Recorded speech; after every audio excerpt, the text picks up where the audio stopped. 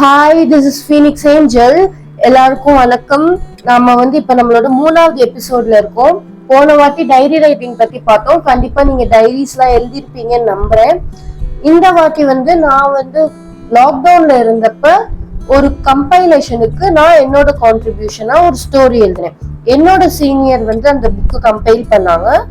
அதுல நான் 2 story contribute பண்ணேன். அதுல ஒரு ஸ்டோரி பத்தி இப்ப நம்ம பார்க்கலாம். அது நான் அப்படியே அந்த புக்ல என்ன இருக்குன்றத அப்படியே தமிழ் அர்த்தத்துல சொல்றேன். இங்கிலீஷ்ல எழுதுனேன், ஆனா நான் அதை தமிழ்ல சொல்றேன். அதோட topic talent becomes dream, dream become identity. அதாவது நம்மளோட திறமை நம்ம கனவாக்கிட்டு அந்த கனவை நம்ம அடையாளமா மாத்தணும். ஓகே, நான் இப்ப ஸ்டோரிக்குள்ள போலாம். ஒரு நாள் நான் லாக்டவுன்ல இருந்தப்ப என்னோட அம்மா என்கிட்ட டைம் வேஸ்ட் பண்ணாத, ஸ்கில்ஸ் எல்லாம் இம்ப்ரூவ் பண்றதுக்கு பாருன்னு சொன்னாங்க. ஆனா நான் டிவி கேஜெட்ஸ் பாக்குறதுலே விட்டுட்டேன். கேஜெட்ஸ்னா போனு, லேப்டாப் அந்த மாதிரி இதுலயே என்னோட நேரத்தை செலவிட்டுட்டேன். ஒரு நாள் திடீர்னு பேப்பர் பென்னும் சேர்ந்து என்கிட்ட பேச ஆரம்பிச்சிருச்சு. என்னன்னு பார்த்தா, நீ உன்னோட நேரத்தை ரொம்ப வீணடிச்சிருக்க. அப்படியே எங்க அம்மா மாதிரியே சொல்லிட்டு, நீ உன்னோட நேரத்தை ரொம்ப வீணடிக்கிற, இந்த மாதிரி வீணடிக்காத, நான் உனக்கு ஹெல்ப் பண்றேன், உன் லைஃபையும் உன்னோட ஆட்டிடியூடையும் மாத்துறதுக்கு, நீ எனக்கு துணைக்கு வா அப்படின்னு சொல்லி பேப்பரும் பெண்ணும் பேச ஆரம்பிச்சு. எனக்கு ரொம்ப வருத்தமா போயிடுச்சு.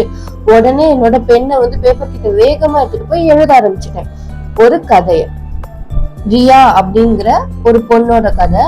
அவ வீட்டுல யாருமே சப்போர்ட் பண்ணாலும் தனியாலாம் நின்று லைஃப்ல எப்படி சாதிச்சா அப்படிங்கிற மாதிரியான கதை.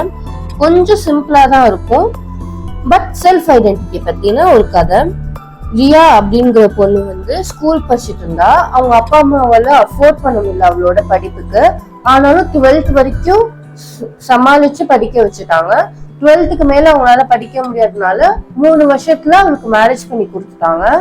அந்த 3 வருஷம் வீட்டுல சும்மா இருக்காம அவ அந்த டைம்லயும் நிறைய புது புது விஷயங்கள், நிறைய விஷயங்கள் கத்துக்க ஆரம்பிச்சான். 3 வருஷத்துக்கு கல்யாணம் பண்ணோம்னா அவ லைஃப் ஃபுல்ஃபில்லாவே அவ ஃபீல் பண்ணல. திடீர்னு ஒரு ஐடியா வந்துச்சு, நம்ம பிசினஸ் ஸ்டார்ட் பண்ணலாம், நம்ம 3 வருஷம் கத்துக்கிட்டத இங்க இம்ப்ளிமெண்ட் பண்ணி நிறைய கிராஃப்ட் ஒர்க் செஞ்சு அதை வித்து நம்ம பிசினஸ் ஸ்டார்ட் பண்ணலாம் அப்படிங்கிற மாதிரி ஒரு ஐடியா அவளுக்கு கிடைச்சிச்சு. ஆனாலும் அவளோட ஹஸ்பண்டோ பேரண்ட்ஸோ அவளுக்கு சப்போர்ட்டிவாவே இல்லை. ஆனாலும் இருந்தாலும் பரவாயில்ல, நான் எனக்கு முடியும் அப்படிங்கிற நம்பிக்கையோட அவ ஆரம்பிச்சா. அது ரொம்ப சக்சஸ்ஃபுல்லா போய் நிறைய பிரான்ச் அந்த ஊருக்குள்ளக்கே ஓபன் பண்ணா.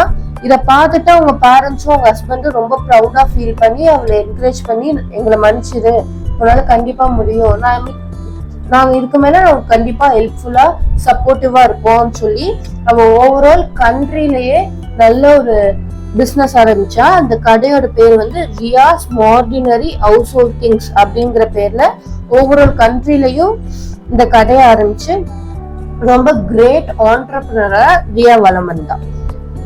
இதுல நம்ம என்ன கத்துக்கிறோம்னா, நமக்கு யார் சப்போர்ட்டிவா இல்லைனாலும் நமக்கு செல்ஃப் கான்பிடென்ட் இருந்துச்சுன்னா, நம்மளோட டேலண்ட் என்ன அப்படிங்கற நமக்கு தெரிஞ்சிருச்சுன்னா, நம்மளாலேயே தனியாவே நம்மள ஷைன் பண்ணி வச்சுக்க முடியும்.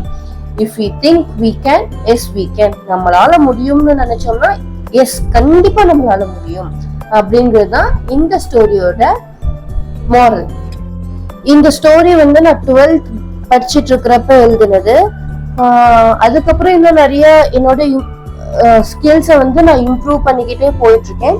அதே மாதிரி உங்களோட ஸ்கில்லையும் நீங்க என்னங்கிறது தெரிஞ்சுக்கிட்டு நீங்களும் உங்க ஸ்கில்லை இம்ப்ரூவ் பண்ணிட்டு அதை உங்க அடையாளமா மாத்துங்க. இத்தோடு இந்த எபிசோடுக்கு நான் விடை பெற்றுக் கொள்கிறேன். என்னோட டேலண்ட்டை நோக்கி நான் வேகமா ஓட போறேன். என்னோட அடையாளத்தை உருவாக்கிட்ட நீங்களும் ஒரு சீட்டா மாதிரி குடுகுடுன்னு ஓடி உங்க டேலண்ட்டை டக்குன்னு புடிச்சுக்கோங்க. மீண்டும் அடுத்த எபிசோட்ல சந்திக்கலாம். Tata, bye bye.